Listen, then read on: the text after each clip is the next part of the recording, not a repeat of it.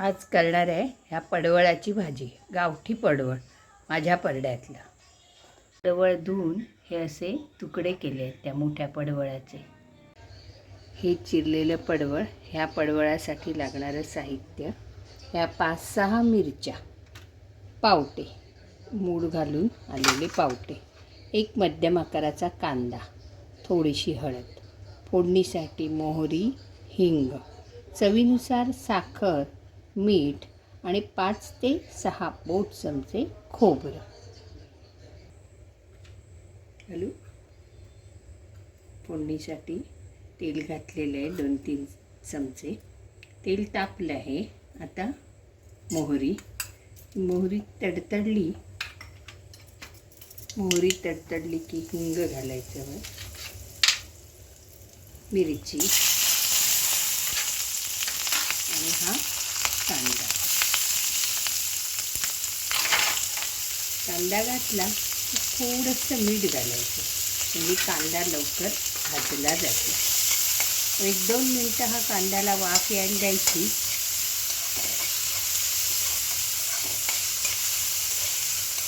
जास्तही नाही. हळद घालायची.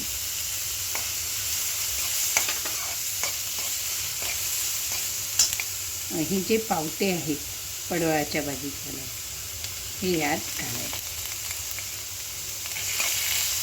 पडवळात पावटे घातले ना की एक वेगळी टेस्ट. काही जण चणा डाळ घालतात, काही जण मूग डाळ घालतात.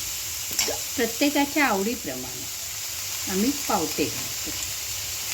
हे बघा, हे 1-2 मिनटं फोडणीवर कांदा विंडा घातला आणि मग हे पावटे घातले. हे जरा 2-1 मिनटं वाफवून घेतले फोडणीवरच, पाणी नाही घातलं. आता ही पडवळ घालू.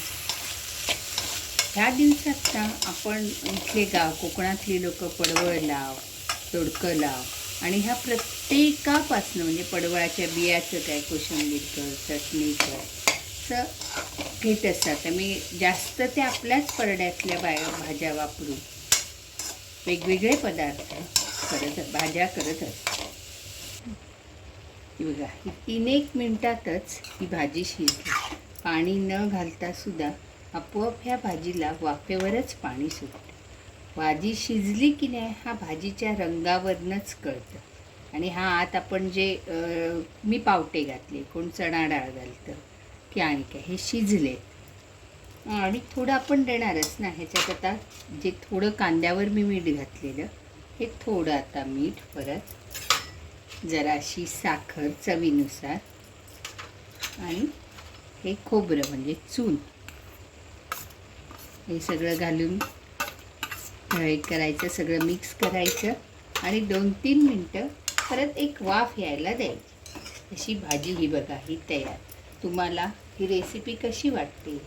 आवडली तर लाईक करा, लक्ष्मी किचनला लाईक करा, सबस्क्राईब करा आणि कॉमेंट्स करायलाही विसरू नका. धन्यवाद. बघा.